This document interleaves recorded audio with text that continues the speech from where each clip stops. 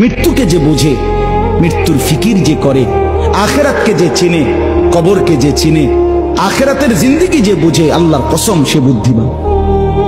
বুদ্ধিমান। দুনিয়া আমার, আখেরাতও আমার, দুইটাকে যে সামলাইয়া নেয় সেই চালা। আপনি বাজারও করেন, আপনি নামাজও পড়েন, অসুবিধা কি? আপনি সংসারও করেন, হালালও রোজগার করেন, অসুবিধা কি? শেষ শেষ।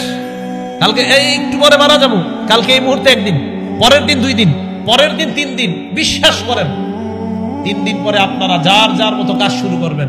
4 দিনের দিন আর ইবনে হাবিবের জন্য কিছু একটা করা দরকার। আচ্ছা 7 দিনের দিন ভুলে গেছেন। 1 মাস পরে সবাই সবার মতো। 1 বছর পরে কিসের কে আর ইবনে হাবিব কোথায়, কে সে কি, সব শেষ। ওয়াতাতাযাক্কারুল মাউত ওয়াল বিলা, তুমি মরে যাইবা, মরার পর পচে যাইবা, ওটা নিয়ে ভাবো। এটাই তো সত্যি কথা। আমি আপনি মারা যাওয়ার পর আমার সন্তান আদি, আমার আত্মীয় স্বজন আমাদেরকে দাফন করে দিবে। দাফন করে দেওয়ার পর একটু বলবে এই সেই, সে ভালো ছিল, সেই ছিল, সেই ছিল। 2 দিন 3 দিন, আস্তে আস্তে সবাই সবার মতো চলবে। আপনার বাড়ি গাড়ি সব রয়ে গেল। এটা নিয়ে ভাবেন যে আমি যা কামাই করেছি, যা বর্জন করেছি, সব রয়ে গেল, আমি কবরে চলে গেলাম।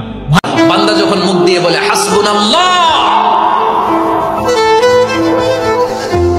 আমার আল্লাহ আমার জন্য যথেষ্ট, এই বলে যখন নিজেকে সঁপে দেয়, তার কি লাগবে ওই দায়িত্ব স্বয়ং নিয়ে নেয় কে?